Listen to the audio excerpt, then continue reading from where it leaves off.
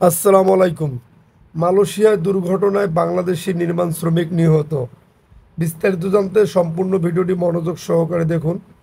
মালয়েশিয়ায় ভবন নির্মাণের কাজে ব্যবহৃত কংক্রিট বালতির দড়ি ছিঁড়ে নিচে চাপা পড়ে বিল্লাল মোল্লা নামে এক নির্মাণ শ্রমিক নিহত হয়েছেন। সোমবার ৮ সেপ্টেম্বর বাংলাদেশ সময় সন্ধ্যা ৭টার দিকে মালয়েশিয়ার জোহরার বারু এলাকায় এ দুর্ঘটনা ঘটে।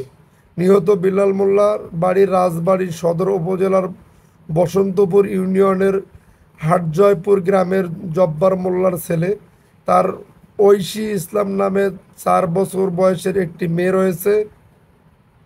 নিহত বিল্লালের স্ত্রী ইয়াসমিন খাতুন বলেন, আমার স্বামী ২০২৩ সালের জুলাই মাসে মালয়েশিয়ায় যান।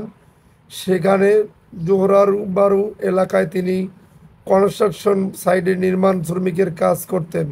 আজ সন্ধ্যা ৬:১৬টার দিকে তিনি আমার ও মেয়ের সঙ্গে মোবাইলে কথা বলেছেন। এরপর সন্ধ্যা ৭:২৬ তার বন্ধু মামুন আমাকে ফোন করে জানায় তিনি আর বেঁচে নেই।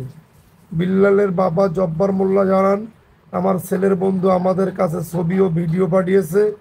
ভিডিওতে দেখা যাচ্ছে আমার ছেলে ভবন নির্মাণের কাজে ব্যবহৃত ক্রেন থেকে কংক্রিট বালতির দড়ি ছিঁড়ে ভারী বালতির নিচে চাপা পড়ে মারা গেছে। আমার ছেলেটি মারা গিয়ে আমি নিঃস্ব হয়ে গেলাম। সরকারের কাছে আমার দাবি, ছেলেটির লাশটি যেন দ্রুত দেশে আনার ব্যবস্থা করে দেয়। স্থানীয় ইউপি সদস্য উজ্জ্বল সরকার বলেন, বিল্লাল খুব ভালো ছেলে। সে এলাকায় ইজিবাগ চালিয়ে জীবিকা নির্বাহ করত। পরে জীবিকার তাগিদে সে মালয়েশিয়ায় পাড়ি জমায়। তার আকস্মিক মৃত্যুতে এলাকায় শোকের ছায়া নেমে এসেছে। যদি আপনাদের ভিডিওটি ভালো লেগে থাকে তাহলে অবশ্যই আমাদের চ্যানেলটি সাবস্ক্রাইব করে পাশে থাকা বেল বাটনটি অন করে রাখবেন পরবর্তী ভিডিওর জন্য।